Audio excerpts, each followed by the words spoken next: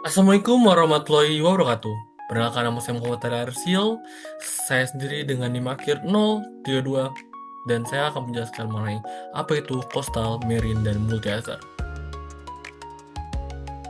Sebelumnya kita harus mengetahui terlebih dahulu bahwa wilayah pesisir itu merupakan zona yang sangat rentan terhadap berbagai tekanan, mulai dari aktivitas manusia, ekosistem yang ada, dan lainnya. Sehingga diperlukan adanya pelajaran mengenai aktivitas ini karena kita ketahui bahwa pesisir itu merupakan tempat wilayah yang sangat rentan. Maka dari itu, kita belajar mengenai coastal marine multi-hazard. Coastal marine multi-hazard sendiri merujuk pada kondisi di wilayah pesisir dan laut yang rentan terhadap berbagai jenis bahaya ataupun ancaman secara bersamaan, seperti kenaikan permukaan laut, erosi pantai, gelombang tinggi, dan bencana alam lainnya yang dapat mempengaruhi ekosistem dan masyarakat pesisir.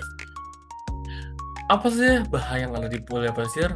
Di sini ada 5. Pertama, erosi pantai, kenaikan muka air laut, perubahan garis pantai, gelombang tinggi dan badai, serta degradasi ekosistem pesisir.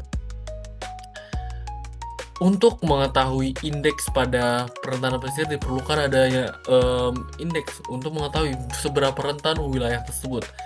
Nah, di sini ada indeksnya bernama CVI atau Coastal Vulnerability Index, dengan rumusnya adalah sama dengan akar A kali B kali C per 3. Nah, A kali itu A, B, C itu adalah variabel yang diinginkan.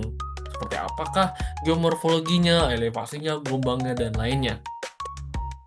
Lautnya adalah hasil dari CVI. Nah, hasil dari CVI ini itu dibagi menjadi 5 kelas. Tidak rentan, sangat rentan, sedang, cukup rentan, dan sangat amat rentan. Yang itu saya ada ambil dari jurnal dari Jusidawati pada tahun 2016 yang mengkategorikan ini pada 5 kelas yang tadi saya sebutkan. Dari sini kita akhirnya dibentukkan dalam bentuk persen seperti 20-40% itu adalah kurang rentan dan 80% sampai ke atas itu sangat amat rentan. Dampak dari kerentanan pesisir ini ada banyak, tapi saya mengambil 4 aja.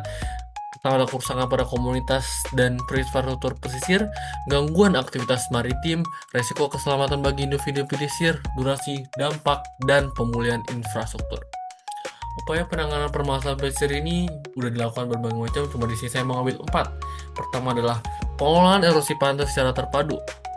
Erosi pantai dapat disebabkan oleh berbagai macam. Dari sini kita harus ada pendekatan terpadu dengan pembangunan struktur bangunan pantai seperti breakwater dan groin, serta konservasi vegetasi pesisir seperti mangrove yang dapat menahan gelombang dan mengurangi erosi.